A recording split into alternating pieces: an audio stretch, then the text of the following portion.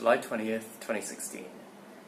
Today was the big day in Rome, and it included getting up early, getting myself a Metro pass, and heading off.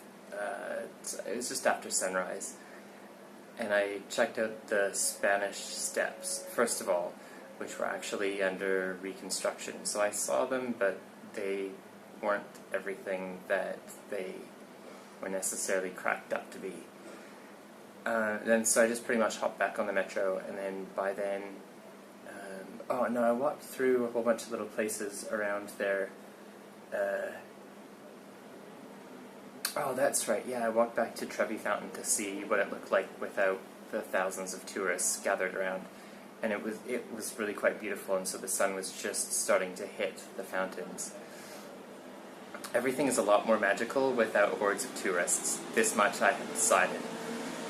And then, so that's when I caught the Metro back through Roma Termini and then out to the Colosseum, because the Colosseum opened at 8:30, so I wanted to be quick to get in there. So I queued for a while, and then I got in maybe around 9 o'clock. Wandered around the Colosseum, pretty cool place, and then went over to, so the ticket you buy for the Colosseum also lets you into Palatine Hill or Palantino, and the Roman Forum, all that area in like ancient Rome. I wandered around there for quite a while, checked out the ruins, and then headed over, so got back on the Metro, and then went through to the Vatican.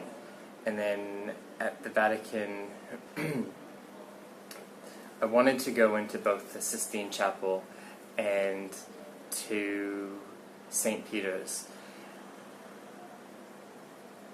So there was so many people by then. This would have been maybe, I want to say maybe around 10:30, 11:30, somewhere in there. And there were so many people by then that I was just like, oh.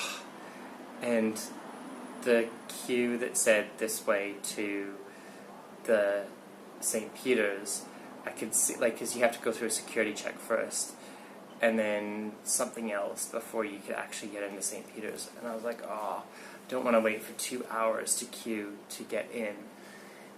And then I wandered around a whole lot more, and sort of got a little bit of an idea of the Vatican City.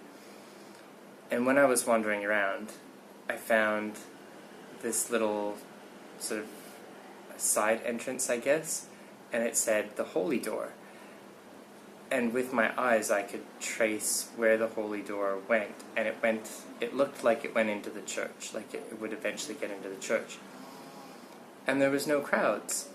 So I thought, ooh, this is like, because, okay, so here's the thing, is that Rome is starting to feel like Disneyland, where you just go from one attraction to another, and you queue at each place, and there's just people everywhere. It's like Disneyland, but there's no adrenaline rush with the rides, and there's no cute factor either. So there's just like the history and I guess the wow factor, or sometimes like in awe of a particular place, and that's about it. But in Disney, I think it's called the Magic Pass at Disneyland, something like that, and that way you get to jump the queues. Well, in Rome it's the same thing. Like you can buy these fast track passes, and you don't have to wait in a queue. And me being so cheap, I never buy them because they're usually like 10 to 15 euro extra. But anyway, so back to this Holy Door that I found. It there was nobody waiting really, and it didn't look like you had to pay any money, and so I decided to walk through the Holy Door, and I had to go through security, but it was like this fast track security. And then it led me straight into St. Peter's. It was like red carpet treatment straight into St. Peter's. And I was really happy about that. I was like, oh, I wish I could find more of these holy doors. So I walked all through St. Peter's, and I met all the popes, down underneath St. Peter's. I didn't know that there were that many popes, but I met them all. And then I left, and then I wanted to go to the Sistine Chapel, and it's about 1 kilometer away, the lady at the church told me, and so I walked over, and the queue really was, people kept saying, oh, it's about an hour and a half, 2 hours. It's like, oh, well, not going to pay the 15 euros extra, am I? So there I stood, and it wasn't actually 2 hours, it was probably just over an hour, I think it was. And there was no holy door. There was no holy door at all. I did check.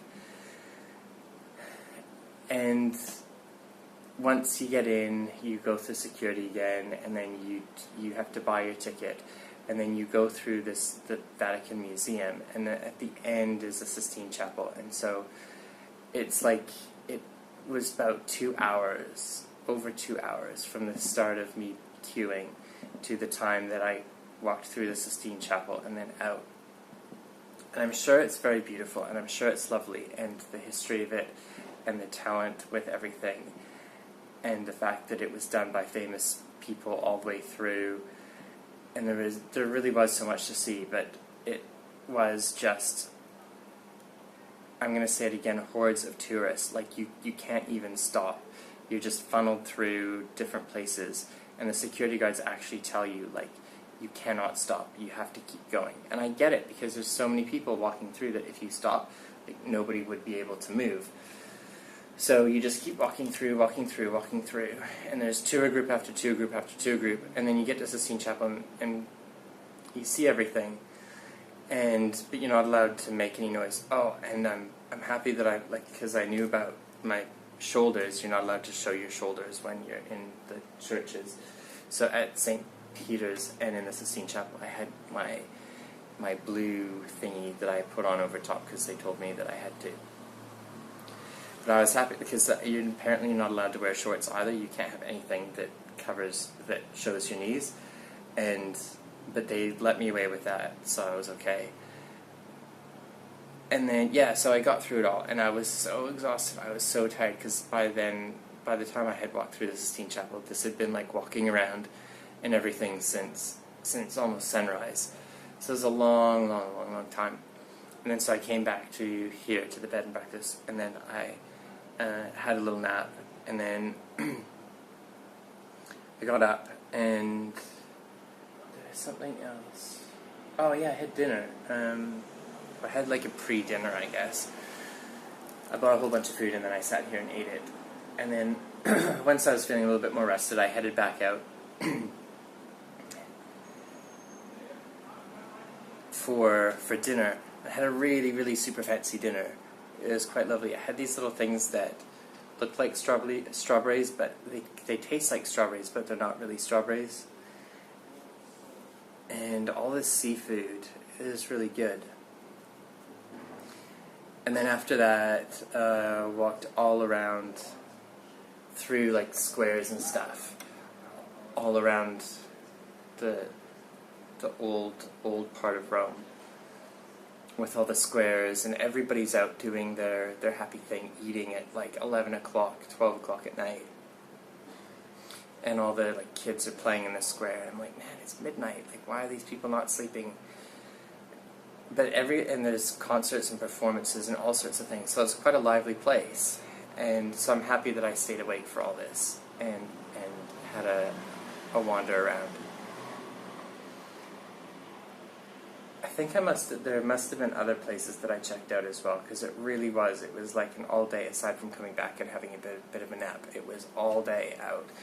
And I covered off, it was like everything that I felt I should see, or I wanted to see.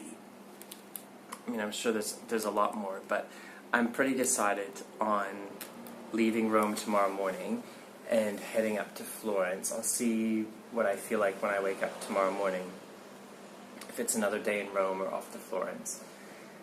But I'm aiming, in my head right now, because I've seen the things that I wanted to see, and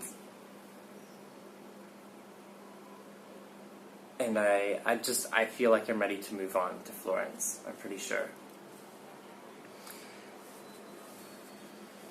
So possibly I'll be in Florence tomorrow afternoon, and then maybe, I don't know, maybe I'll start some sightseeing tomorrow in Florence. Probably that's a good idea. It feels like there's a lot more to see. A lot more to see in Florence, and for Rome. Yeah, like Rome's really beautiful. I like Rome, but everything is just overcrowded. Like even, oh my goodness, even the bus tonight, the metro, anywhere you go in Rome, it's just crowded, and it's just hordes of people everywhere. So for that, I kind of miss Napoli, where it's a slightly more genuine, authentic. I mean, not that Rome is particularly fake or artificial, but Napoli just has more heart and soul to it, I think. But yeah, Florence. I think Florence is going to be my next stop. And I am pretty much ready for bed. Yes, it's actually tomorrow. It's past midnight. So really happy I had that nap earlier today. Otherwise, I would be well and truly asleep by now. But yeah, definitely ready for another good sleep. Good night.